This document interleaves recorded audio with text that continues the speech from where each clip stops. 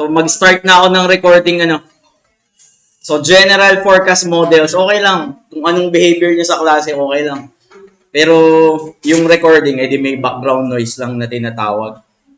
So, sure ako, i-re-record na natin yan. So far daw, nag-model tayo para mag-fit ng line. So, hinahanap lang natin from the previous lecture, paano i-fit yung actual data dun sa specific model natin.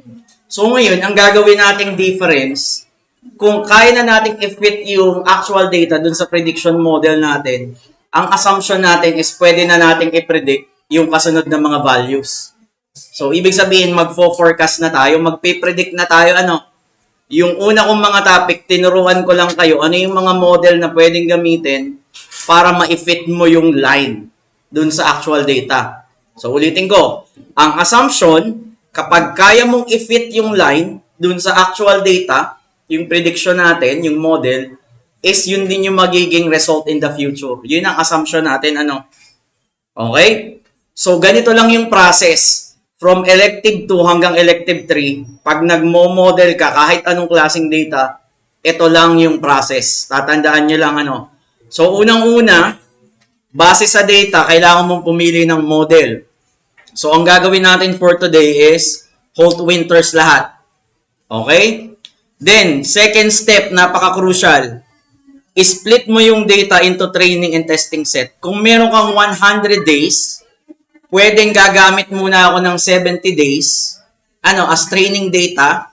Then, yung 30 data points, dun ko itetest yung prediction ng training data. Sir, bakit ginagawang merong split? Para ma-measure mo yung accuracy. Based sa training data, okay? Tapos yung prediction ng training data ko dun sa test set, yun yung i-measure natin. Gaano ka-accurate yung prediction ng training data ko dun sa test set. Sir, bakit kailangan gawin ganun? Kasi wala naman akong actual data beyond the future, Tama.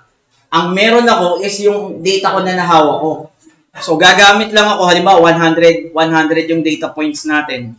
70% lang yun yung gagamitin ko sa Holt-Winters. Tapos yung prediction niya na 30, i-compare ko dun sa test set, which is actual data din naman yung test set I-compare ko gaano kalayo yung prediction ko dun sa existing actual data ko, which is test set. Okay? Ang third step, i-fit mo yung model sa training set. Ito na nga yung sinasabi ko. Ang imo-model lang natin is training. Kapag itetest mo yung accuracy, gagamitin mo yung test set. So, ganun lang kadali yun. Then, i-evaluate mo yung model based sa test set na tinatawag. Gaano ka-accurate yung prediction mo based dun sa test set. Okay? Kapag nakita mo ng accurate based sa test set, i-model mo lahat dun sa entire data. 100% ng data is gagamitin ko na para makapag-forecast ako beyond. Yun yung ibig sabihin. Then, kapag pwede na ako mag-forecast beyond, ito na yung makikita nating prediction, yung future data na natin na tinatawag. Okay? So ang gagamitin natin dito yung Holt-Winters lang. Hindi pa tayo pupunta dito sa autocorrelation functions. Iba pa siya. So, iba pa din yung autoregression. Then, yung descriptive stats. So, i-discuss ko yun mamaya. Yung ARIMA, ito yung kasunod na model na pag-aaralan natin. Itong autoregression at saka yung autoregression integrated moving averages na tinatawag. Okay? So, kung magpo-forecast daw tayo, sabi ko nga, yung gagamitin natin is Holt-Winters. So, ganito yung gagawin natin. Train, test, split in detail. So, sabi ko, kung meron kang 100 data points, hahatiin mo muna siya. 70 yung training, 30 yung test data. Sir, laging ganyan? Hindi. Depende sa data mo.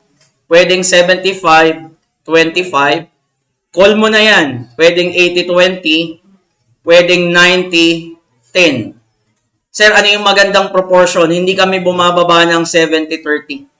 Sir, pwede bang gawin ko yung 50-50? Pwede naman. Wala naman tayong binabiolate na rule, pero hindi siya maganda. Sir, pwede bang mas malaki yung Pwede ba, sir, mas maliit yung training data ko doon sa test data ko? Huwag niyong gagawin yun. Very wrong. Okay? So, ibig sabihin, kapag sinasabi mong training data, dapat mas maraming information. Okay? So, ulitin ko pag training data, dapat mas maraming information yung makukuha mo kaysa dun sa test set na tinatawag. Okay? So, it's either 80-20, 90-10, 70-30, basta hindi tayo bababa dun. 60-40 at some point, pwede din. Actually, pwede din 60-40. Kung tutuusin. So, hatiin daw natin yung data. Then, ang kasunod natin gagawin, so, magde-decide ka gaano kalaki yung test data mo, gaano kalaki yung training data. Typically, ito yung practice 80-20.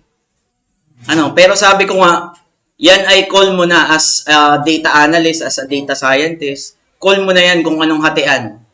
Basta wag kayong gagawa ng 50-50 o kaya ay 40-60, 10-90, mas malaki yung yung test size mo kaysa doon sa training set.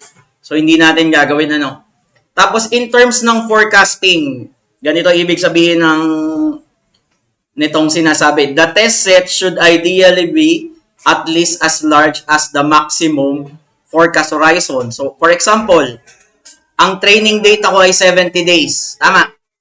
Ang test data ko ay 30 days. Hindi daw ako pwedeng mag-forecast, mag-predict ng 45 days na kasunod. Kasi, mas malaki siya kaysa dun sa test data natin.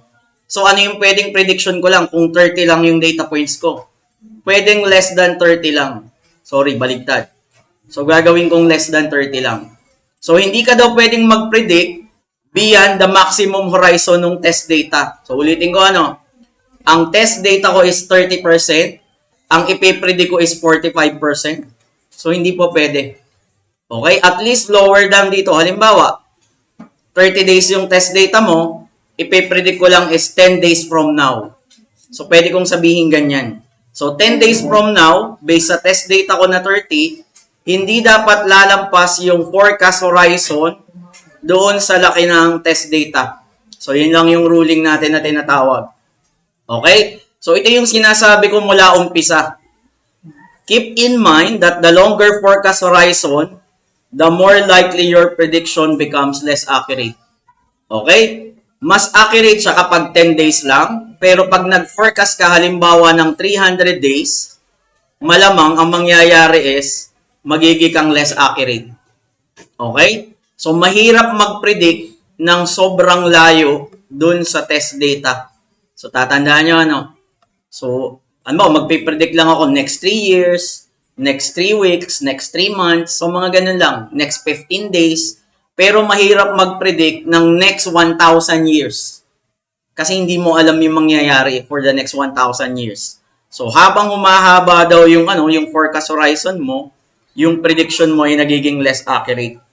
So, yun lang ibig sabihin yan. So, next. So, paano mo naman i-evaluate yung prediction? So, maraming method. I-discuss ko mamaya. Paano mo masasabi na yung prediction mo is accurate? So, maraming method. Merong mean absolute error, merong mean squared error, merong root mean square error, meron pang isa, mean absolute percentage error. Nandun sa notebook. Okay? Paano natin itetest? Okay? So, anong formula niya? Yung y ko, yun yung totoong nangyari. Real value. Kung meron tayong data ng thousands of passengers, yung blue line, siya yung actual na nangyari. Yung y, ito yung prediction natin based dun sa blue line. Okay? So, y, tsaka y hat. Y hat ang tawag dyan. Okay? So, may mga formula lang siya. So, i-discuss ko mamaya kung paano niya kinukompute. Summation daw ng actual value minus predicted value divided by yung total number ng population. So, MAE, okay, MSE, so merong RMSE. In-square root mo lang tong MSE, yun ang ibig sabihin ng RMSE. In-square root mo lang siya. Okay, ano daw acceptable na RMSE value? So, walang tamang kasagutan dito, Kasi depende sa magiging dataset mo. By the thousands ba siya? By tens? By millions? Okay? Pero, ang general rule, pag sinabi mong MSE, RMSE, the closer to zero, yung magiging result, mas accurate yung magiging prediction. Okay? So, tatandaan pag sinabing MAE, MSSE, RMSE, the closer the value to zero, ibig sabihin, accurate yung prediction natin. Yun yung ibig sabihin niya. Okay? So, game. So, try natin to. Itong imo-model natin is same. Same dataset, ano? So, meron tayong import lang natin, tapos i-load ko lang yung dataset. So, kung meron tayong missing file, which is wala naman, for safety lang, dinadrop ko lang. Okay? Yung timestamp natin is monthly start. Monthly start. Pansinin, ito ay September 1, November 1. So, ibig sabihin, i-define ko yung frequency as monthly start. Sir, lagi bang required yan? Yes, lagi na siyang required. Kung ano yung magiging itsura nung timestamp mo, i-declare mo siya sa specific variable. Okay? Kung nakita mo ito, halimbawa is 12/31, gagawin mo ay ME, month end. So, depende. So, malaki yung nagiging impact kung paano mo i-declare yung frequency. Pag naman nagla-laboratory, sasabihin ko to. Pero sa mga major exam, hindi ko sinasabi ko anong MS. Kasi pag nagkamali ka ng lagay, mali yung sagot sa ilalim lahat. Okay? So, very obvious, sir. Bakit MS? Month start yung data natin. Every month, starting day. Puro 1. So, dun niya kinolekta. Okay? So, bakit daw important na meron kang talent na mag-forecast? Ano? So, unang-una, in terms ng decision making, guided ka. Hindi ka maliligaw ng landas. Nasa tamang daan ka in terms ng decision making. Ano? So, pangalawa, para tayong ngayon, industrial engineer. So, planning and strategy. Kung may idea ka beyond the future, okay, maaari ka makapaghanda agad. So, yun yung sinasabi. Sa mga manufacturing company, resource allocation. Okay, kailangan ba namin bumili ng additional makina para makapag-produce ng microprocessors? Kasi ganito yung magiging demand. So, ibig sabihin, kailangan kong bumili ng additional machines para maka-cope up sa halimbawa ay sa demand nung product namin. Risk management. Kapag nag-i-invest ka sa stocks, gaya ko, nagsusugal ako, rivalry, nami-minimize ko yung risk ng talo ko. May 40% akong chance matalo, pero mas malaki pa rin yung percentage kung manalo. Kasi may idea ako kung anong possible na mangyayari. Hindi ko sinasabing ito na yung mangyayari talaga, posibleng mangyari. Okay? So, pwede mo rin siyang gamitin sa performance evaluation. Ano? So, kung meron kang past data, titingnan nyo yung trend o kaya yung seasonality, pwede mo magamit siya in terms ng performance evaluation. Halimbawa, time series mo yung yung stay mo dito sa SLS yun ng 8 SEM. Nagko-compute ka ng GWA every SEM. Halimbawa, 176, 172, 175, halimbawa 225, 275, 3. So, ang trend may pataas in a worse way. Okay? So, pwede mong ganyan. Then, of course, yung gagawin natin for today is magpo-forecast ako. General forecasting. Ano yung magiging, ulitin ko possible value.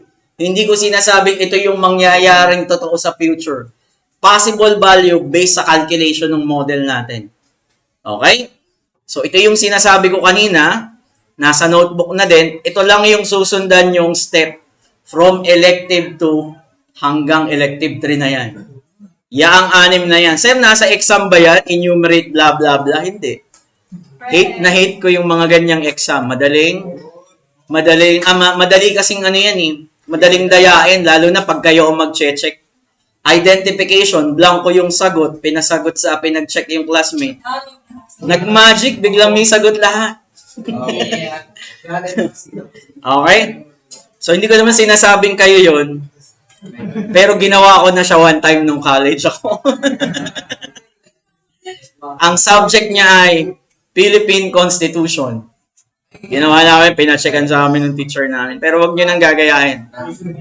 Pinagsisihan ko na yun. Nagdasal ako ng 10 ama namin. Para lang mawala yung kasalanan na yun. Okay? Okay? So, number 1 step daw.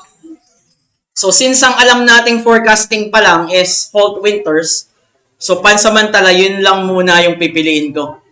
Okay? So, gagamit tayo ng hold winters. Then, i-compare natin yung different configuration niya kung saan siya magandang mag-predict. So, sir, para saan yung DF info? Kailangan kong malaman kung gaano kahaba yung data points ko.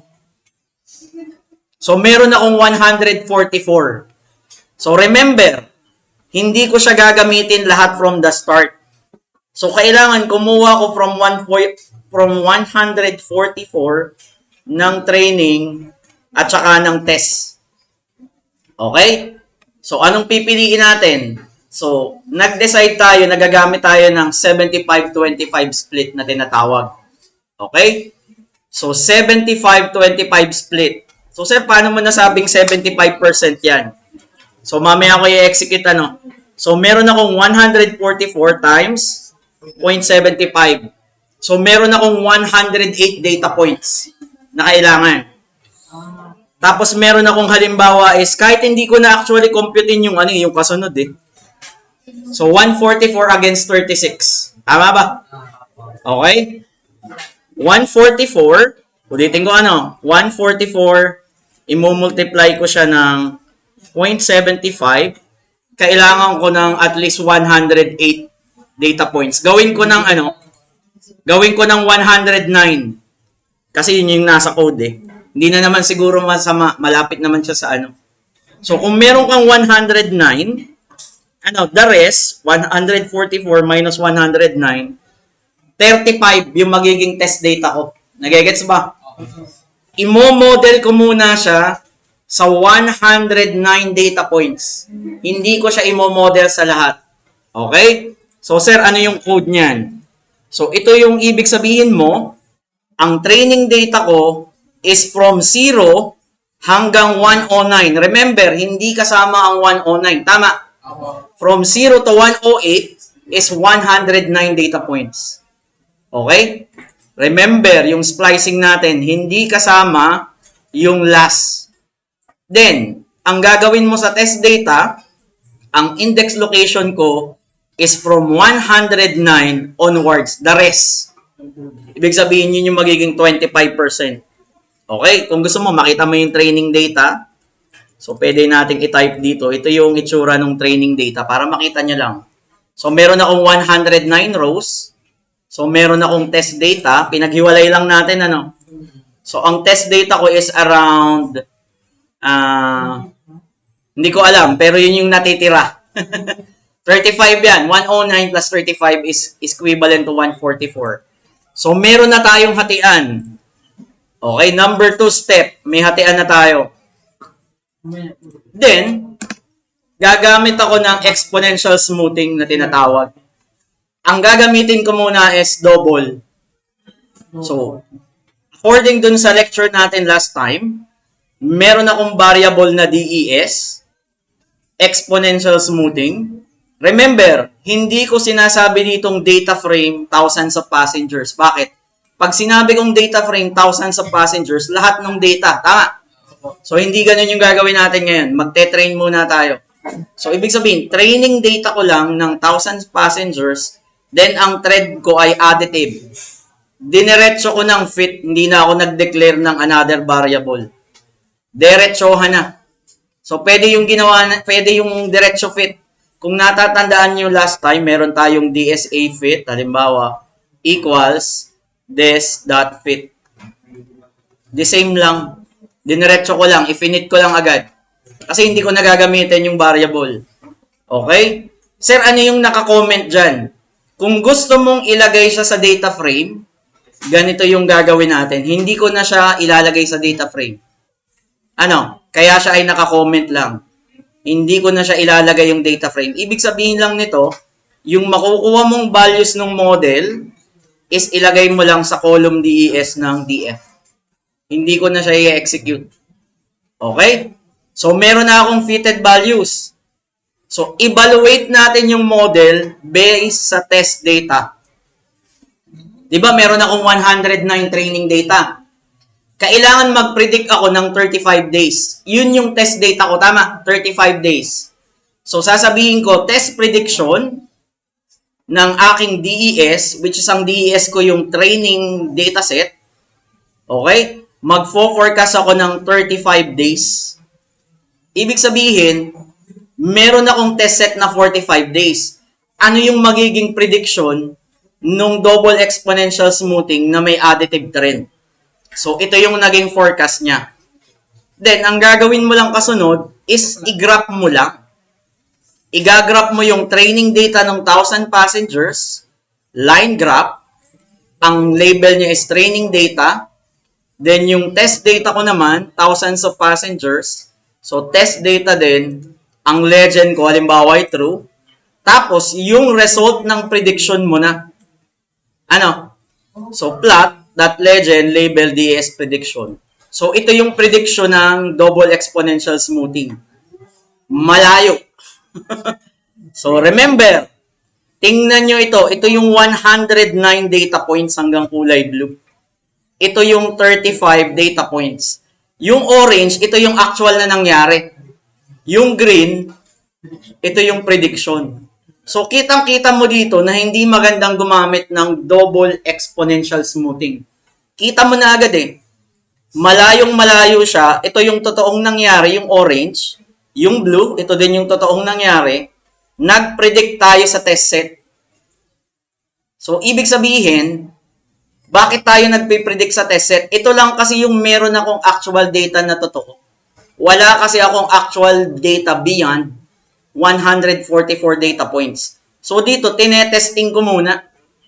Parang parang runway model. Okay? Pag nagmo-model ka, tinetest mo muna yung damit. Pag hindi fit, hindi kita palalakarin sa catwalk. Maaaring hindi mo maging mabenta yung damit kapag hindi fit dun sa model. Okay? Kapag shoot na shoot yung fit, okay, lakad. Okay? Parang ganun din. Kapag nakikita mong yung prediction is hindi fit dun sa dataset, ang assumption nito, pag ipipredict mo siya sa future, halimbawa ito yung kulay orange, ang prediction niya is ganito lang, linear. So, malamang mali yung magiging prediction. Tama? So, sir, anong gagawin natin dyan? So, pwedeng ang gawin mo is kung meron ka pang possible adjustment na gawin. So, halimbawa, gagawin ko lang muna itong, multiplicative. So, tingnan natin kung mag-i-improve yung prediction natin based dun sa test data. So, titingnan natin, So, may improvement, pero hindi pa rin niya nakakatch yung mismong trend. So, sir, bakit hindi kaya ng, double exponential smoothing? So, remember, kapag double exponential smoothing, kaya lang niya i-trend. Hindi niya kaya ang seasonality. Which is yung data natin is merong seasonality na tinatawag. Okay? So, i-scrap mo na yung double exponential smoothing. So, ibig sabihin, hindi siya maganda based dun sa test data ko. Hindi ko na i-measure gaano ka-accurate. Kasi very obvious, hindi siya accurate. Okay? So, hindi ko na siya i-measure. So, ang gagawin mong next step is humanap ka ng ibang model. So, halimbawa, sir, how about triple exponential smoothing na tinatawag? Okay? So, ang gagawin natin, meron akong additive, meron akong seasonality na multiplicative, then ang seasonal periods ko is 12. Ito yung ginawa natin last time. Okay? So, imo-model ko ulit. So, run. Magpe-predict ako based sa triple exponential smoothing na forecast. So, ito yung mangyayaring plot niya. Kung ipa-plot natin. Okay? So, ibig sabihin, Ibig sabihin, based dun sa test data ko, ang tinrain ko lang is yung kulay blue. Ito yung tinrain natin, kulay blue. Ang prediction niya is yung green. Ang actual data na nangyari, based sa test data is yung orange. So, medyo malapit na siya. Ito yung sinasabi kong assumption kanina. Na kapag yung test data mo ay nag-fit yung prediction, ang assumption natin is ganito din yung mangyayari sa future. Tama ba? Kung nag-fit yung line, halimbawa fit na fit siya, talagang saktong-sakto, pwede ko siyang gamitin pang forecast sa future. Kasi based dun sa test data ko, na ang ginamit ko lang is itong data points na to, ang naging prediction niya is yung green, nag-fit siya dun sa actual na nangyari. Actual na nangyari pa rin yung test data ko, kasi hinati ko lang. Yun lang ibig sabihin ng forecasting. Okay? Yun yung method natin. Unang-una is pumili ka ng model. Mag-train test split ka. Okay? I-fit mo yung napili mong model base sa training at saka tingnan mo kung shoot siya dun sa test set natin. Ito na yung nakikita nating test set. Okay? So, sir, how about baguhin natin yung configuration? Pwede pa bang mag-improve? Halimbawa, yung trend natin is gagawin kong multiplicative. Halimbawa lang, isa-isahin natin, So, titingnan natin, isa-isa. So, iraran ko to. Then, iraran din natin to. So, merong difference yung line. Pero, alin sa dalawa yung accurate? Yun ang tanong. Paano mo masasabi? Basta ba nakita mo, accurate na siya? So, yun yung dinidiscuss natin na evaluation metrics kanina. Mean square error, root mean square error, mean absolute percentage error, mean absolute error. 4. Itetest natin kung alin yung maganda. Okay? Sir, ano yung naka-comment dito? So, kung gusto mong makita yung talaga, i-zoom out mo lang siya dun sa test size. Ang test size natin is nagmula na 1958. Okay, ito. 1958. Ito yung prediction natin. Matatapos siya ng 1960. So, ibig sabihin ko lang dito sa part na to, is ilimit mo lang yung graph. Ibig sabihin, i-zoom out ko lang sa test data para makita mo kung gaano kalapit o kalayo. Okay? Ito yung test data ko. Kung titingnan nyo, ang actual data ko is yung green. Yung test data ko, ang actual data ko pala yung orange. Yung prediction ko is nandun sa taas. Napapansin nyo, na-over-predict niya yung actual value. Okay? Ibalik natin sa additive. Na naka-zoom out yung naka-zoom in yung yung prediction model natin. Okay? So, kung ipipredict mo siya, so, titingnan natin alin yung mas malapit. So, ito yung additive. Okay? So, sa unang tingin, sa unang tingin pa lang, kita ko na mas accurate ito kaysa dun sa isa. Pero, paano mo siya sasabihin quantitatively? Hindi naman pwedeng sabihin mo na, based sa graph, malapit yung isa. Hindi naman po pwedeng ganun. Okay? So, dapat matest natin gaano kalapit yung nagiging prediction ng time series natin na tinatawag. Okay? So, papasok na dito yung MAE. So, magpapakita muna ako ng Excel file kung paano siya kino-compute para makita nyo kung paano yung result. Simpleng-simple lang yung simpleng-simple lang yung evaluation niya. So, familiar naman kayo siguro sa Excel, Familiar kayo dyan. So, imagine nyo, ito yung test data natin. Imagine nyo, ito yung test data. Ang prediction ng model natin is ito. Pag sinabing mean absolute error, absolute value ng 26 minus 23. Tama? Absolute value is 3. Then, i-average mo lang. Ibig sabihin, ang mean absolute error ng actual data natin at saka ng prediction is 3.6. Remember, sabi ko kanina, the closer to 0 yung value ng MAE, mas maganda. Malapit ba siya sa 0? Yes, naka-absolute value. So, sir, ano naman yung mean squared error? Ang gagawin naman ng mean squared error, 26 minus 23 squared. So, ganun din. 27 minus 24 squared. Then, i-average lang ulit over yung number. Parang average lang ulit. Sum nung sa taas, count nung number nung elements. Okay? 14.6.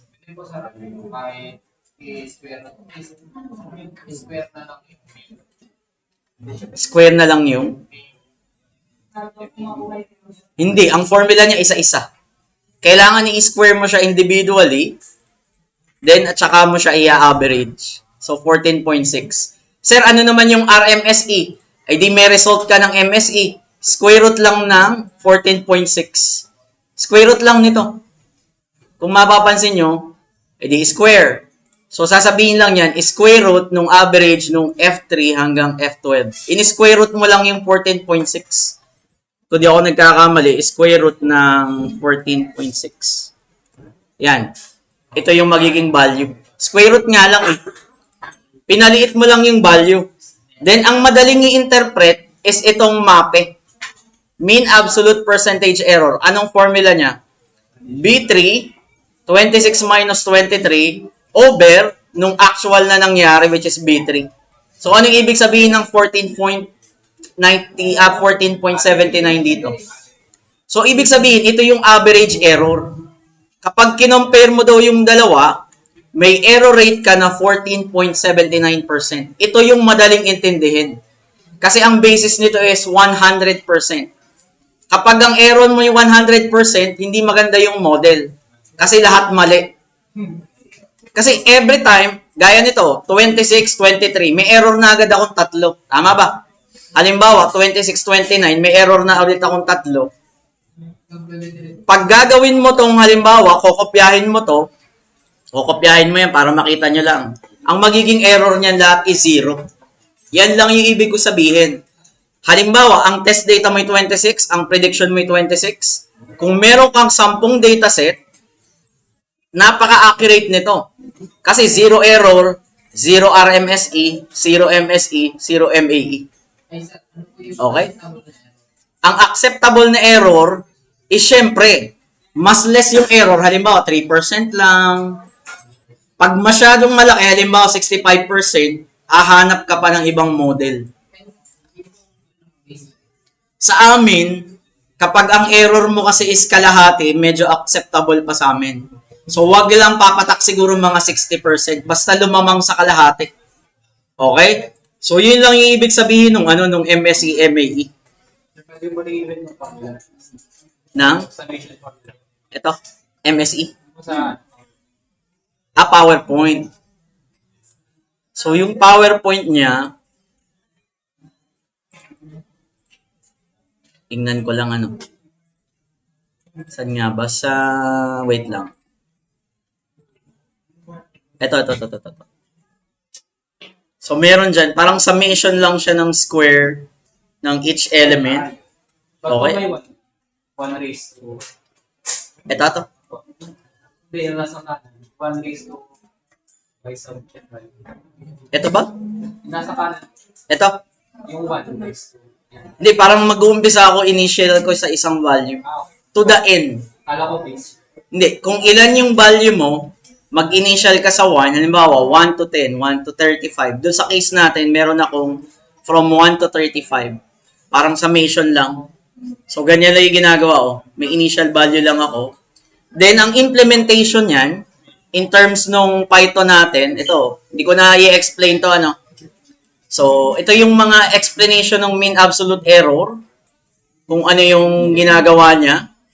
Then, kung paano mo siya gagamitin is kailangan mag-import ka ng metrics na tinatawag. So, 3 na agad. Mean square error, mean absolute error, mean absolute percentage error. Sir, nasaan yung root mean square error? Wala. Kasi square root mo lang naman siya eh. Okay? So, sir, ano ibig sabihin ng code na yan? I-print mo lang yung MAE. Ito yung MAE. Mean absolute error. Yung test data mo against dun sa naging prediction ng model mo based sa test data. So, kung i-execute ko to, so, ibig sabihin lang, para madaling intindihin, ang mean absolute percentage error ko dito is 5% lang yung error nung model ko. Okay? So, sir, ano ibig sabihin ng MAE? 24.42. Ano yung magiging baseline mo? Ang magiging baseline mo, pag sinabi mo mean absolute error, is yung mean nung test data mo. Malayo yung 24 sa 431. Okay? Yun kasi nagiging basis. Sir, ano naman nagiging basis ng RMSE? So, tingnan mo kung gaano siya kalapit dun sa standard deviation nung test data ha. Kasi test data ang basis natin eh. Okay? So, para madali ang interpretation mo, para sa amin, mas madaling i-interpret yung MAPE na tinatawag. Kasi percentage based siya eh. So, ibig sabihin nito, 5.36% lang yung error nitong line na to. Okay?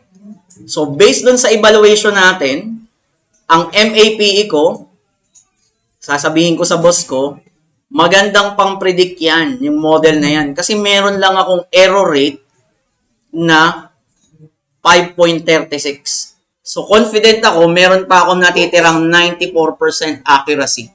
So, ibig sabihin, kung ang error rate mo ay 5.36, around 94% yung accuracy nung triple exponential smoothing.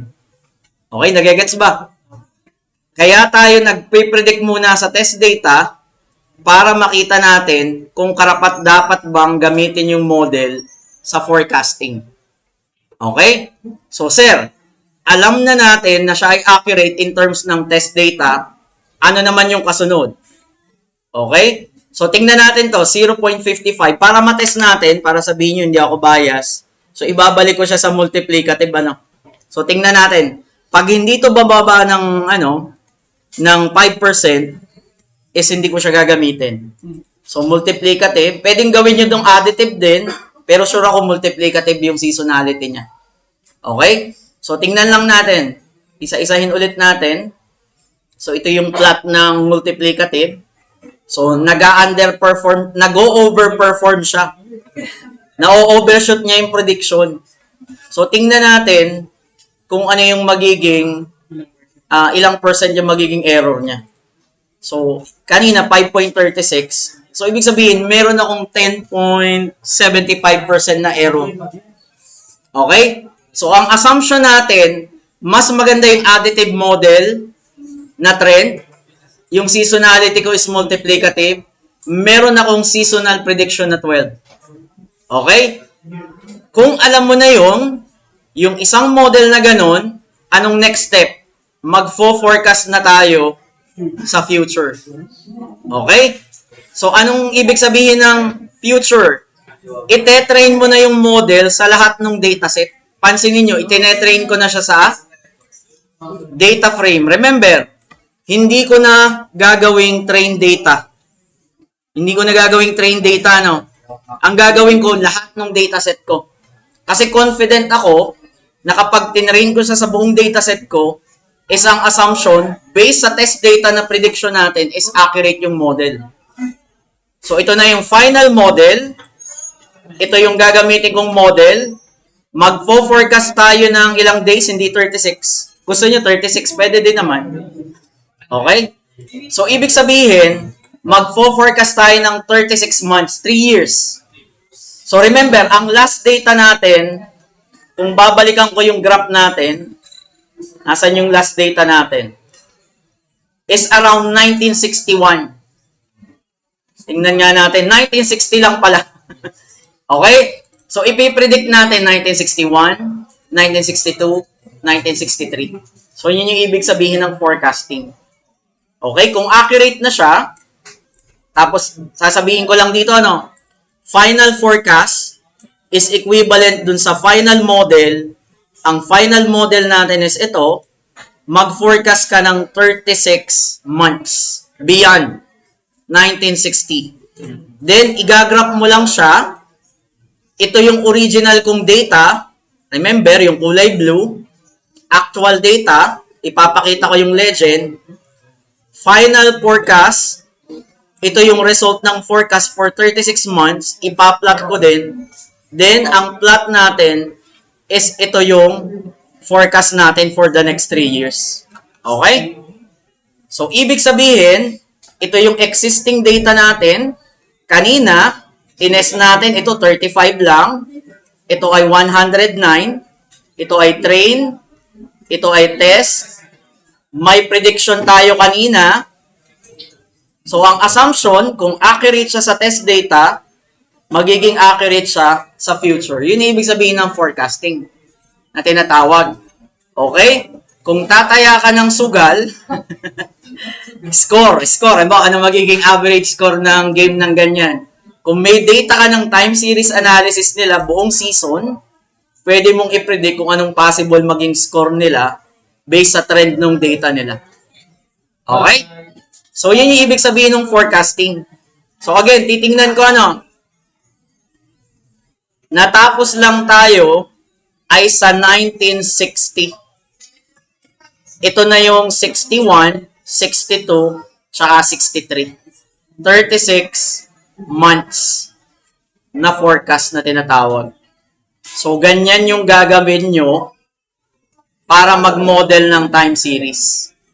Okay? So, sir, lagi bang isang variable lang? Sad to say, hindi laging isang variable lang. Okay? Sir, lagi bang ang time series ay isang variable lang? Hindi. Tuturuan ko kayong mag-forecast kapag tatlo na yung variable. Okay? Halimbawa, COVID cases. Ganito karami yung COVID cases. Nung araw na yon, ganito yung volume ng sasakyan. Nung araw na yon is umuulan ba o umaaraw? Base sa tatlong variable, ano yung magiging prediction mo ng COVID cases? Base sa tatlong variable. Ang tawag doon, multivariate time series. Kasi tatlo yung variable natin para i-predict natin yung next case. Sa ginagawa kasi natin is univariate lang. Isang variable lang, number of passengers. Hindi natin ina-account kung pandemic ba nung time na yon. Malamang kung pandemic nung time na yon, from pandemic halimbawa ng 1949 to 1957, walang magta-travel. Pwedeng i-account mo yung ganong factor para ma-predict mo din kung ilan yung number ng passengers once na mag-open tayo from pandemic. So, yun yung ibig sabihin ng yun yung ibig sabihin ng forecasting na tinatawag. Okay? So, sir, ano pang aasahan namin dyan? So, anong pag-aaralan pa natin? Umasa kayo, marami pa tayong pag-aaralan. So, okay, ano yung next step? So, ito yung elective 2. Okay? So, mag-new neural network tayo in the future, which is maganda siya. Actually, itong Facebook Prophet, dati ito ay ayaw ibigay ng Facebook.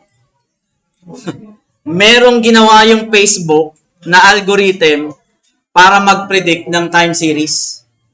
Dati ayaw nilang ibigay ito. Pero dahil mabait daw si Mark Zuckerberg, di ba marami namang data engineer ang Facebook, di ba?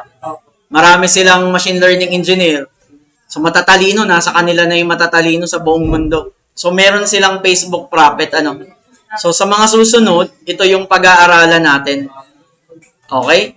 Ito is specifically, so sabi dito, mas magaling daw siya dun sa Arima.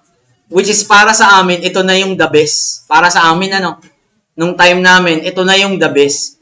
Pero, ang kine-claim ng Facebook, mas maganda yung Facebook Prophet nila na algorithm. Ito na kasi, kumbaga sa tier ng Halimo, class S na sa amin tong Arima. Pero, gumawa pa siya ng class X, yung Facebook. Okay? So, meron siyang ginagawang ganyan. Hindi ko alam kung paano nila pinrogram. Okay? Kasi napakadaming pwede. Kaya niyang i-model, ang claim ng prophet, kaya niyang i-model kahit walang seasonality. Pansinin niyo itong data points na yan. Kahit wala akong nakikitang seasonality, ang claim ng Facebook is kayang i-predict. Okay? No wonder, malaki yung company nila, malaki yung kinikita nila. So, Facebook prophet yung gamit na tinatawag.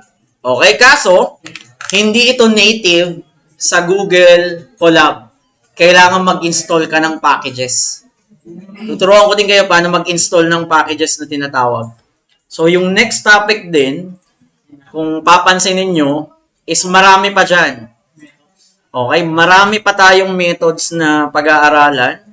So, kung titingnan natin, sige, mag-move forward muna ako. So, sir, ano pa yung natin? Okay? So, meron tayong tinatawag na correlation na tinatawag. Okay, tuturuan ko din kayo magbasa kung paano yan. Then, merong Arima na tinatawag din. Okay?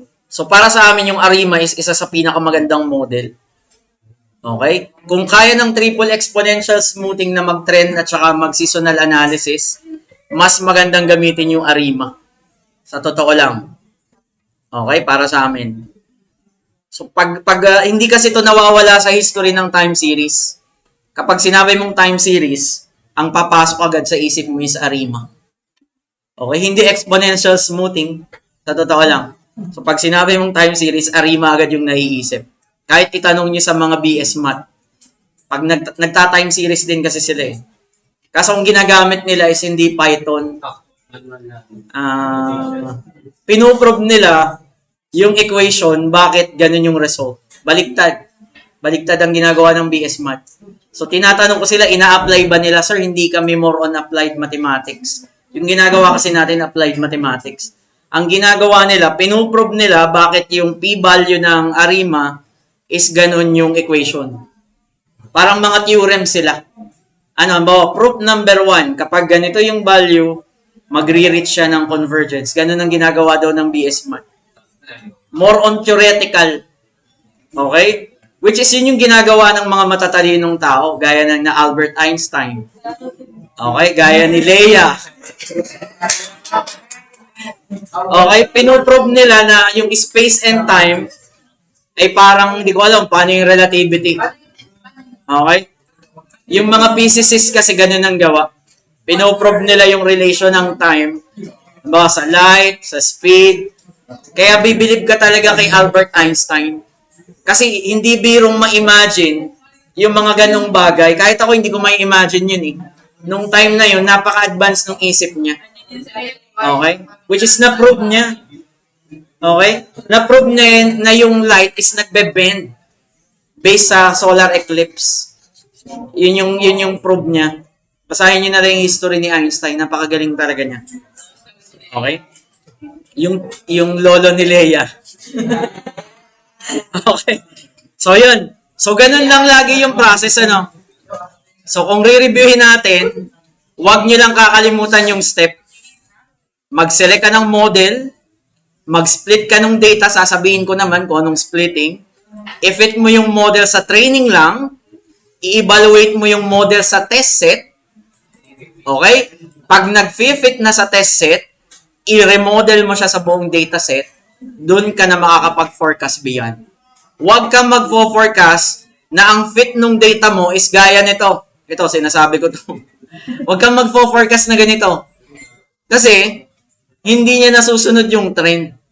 So, pag binigyan mo yung bossing mo na ganitong forecast, parang sinasabi mong linear lang siya. Bibigyan ka niya ng averaging lang. Halimbawa, 545, kasunod is 544, 543. Hindi siya nagtataas, hindi siya bumababa. Okay? So, bad model ito. Bad model para dun sa data. So, ang pinakamaganda natin is yung additive. Ibabalik ko siya sa additive. Tapos is i-fit ko ulit siya. So, ito na yung may pinakamagandang model natin. Based dun sa forecast natin. Okay? Kasi kita naman, mas malapit siya. Okay? So, ang next data natin, try natin COVID cases. Okay? Actual data ng COVID cases. Siguro India, USA, Brazil, yung malalaking COVID cases. Philippines. So, tingnan natin kung tama yung decision nila during that time na mag-lockdown or hindi. Okay? Pero sa totoo lang, ang Pilipinas kasi late nang nag-lockdown. Late na kasi siyang nag-lockdown, kaya kumalat din agad. Okay? So again, ulitin ko, evaluation metrics, mas mababa yung mga value niya, mas maganda. Pero ang pinakamadaling i-interpret is itong side na to. MAPE. Okay? So kung gusto niyo gumamit nito, sa research, isusulat mo to. Bawa 24.42, 891, 29, and yan. Hindi lang isa dapat yung comparison. Dapat maraming metrics. Sir, marami pa bang metrics beyond this? Yes, madami pa. Meron pang mean bias error. As in, marami. Pero ito lang yung common na tinatawag. Okay? Walang question? Wala? So, isesave ko muna siya. Then, yung recording natin,